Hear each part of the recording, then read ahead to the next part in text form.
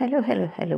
आज मैंने ये बैंगन बहुत ही मज़ेदार बना है, थोड़े से मुख्तलिफ अंदाज में, और इसको मैंने चावलों के साथ सर्व किया है। तो आए चलते हैं रेसिपी की तरफ।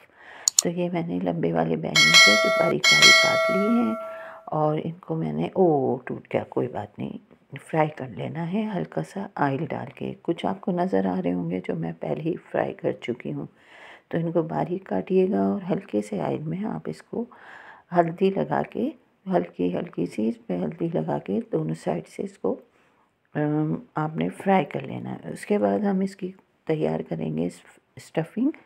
तो जिसके लिए मैंने हरी प्याज, टमाटर और ये हरी मिर्चें ली हैं, और देखिए इस तरह बारीक बारीक कटेगा। अब इसी तरह से हम बारीक बिल्कुल टमाटर को भी काट लेंगे। तो ये बहुत ही मज़े की इसकी स्टफिंग हमारी तैयार होगी। इसमें हम डालेंगे हरा धनिया, और ये लहसुन भी, वो भी हम इसी में शामिल करेंगे। और साथ हम इसमें चेडर चीज़, काली मिर्चें, नमक और कुटी हुई लाल मिर्च, और इन सब को हमने अच्छी तरह मिक्स कर लेना है। और ये हमारे बैंगन जो हैं वो फ्राई हो चुके हैं। फिर हम इनके बीच में इनको डाल के, इसको रोल करके और इसको स्टिक पे लगाएंगे। तो है ना मज़ेदार सी रेसिपी। इंशाल्लाह आपको बहुत पसंद आएगी। ये बहुत ही मज़े के थे, और गर्मा गर्म तो इनका बहुत ही मज़ा आया खाने का।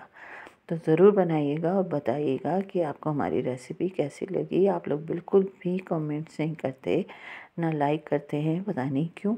खैर, ये आपकी अपनी मर्ज़ी है। हमारा काम है काम करना, सो हम करते रहेंगे। चलिए जी, तो एक मैं और आपको बता देती हूँ किस तरह से इसको हमने यूँ स्टफिंग लगानी, इसमें डाल के, और इसको रोल करना है हल्का सा, और इसको स्टिक के अंदर पिरो सा देना है। ऐसे करके पिरो दें आप, और बस ये हमारी स्टफिंग हो गई तैयार। अब हमने हल्का सा पैन में मक्खन या ऑयल, जो आपको पसंद हो, लगाइए और इसको इसके ऊपर रख दीजिए। तो ये बहुत ही मज़ेदार सा एकदम हमारा स्नैक तैयार हो जाएगा।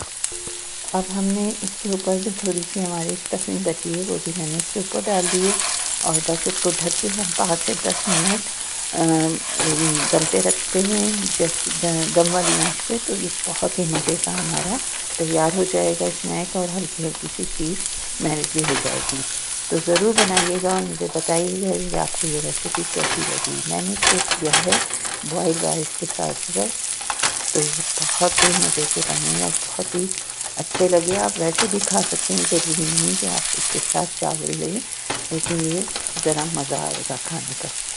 तो हम लाते हैं आपके लिए अच्छी सी रेसिपी, ताकि आप लोग इसे बनाएं और इंजॉय करें, और हमारे चैनल को ज़्यादा से ज़्यादा फिर मिलेंगे। अल्लाह हाफ़िज़।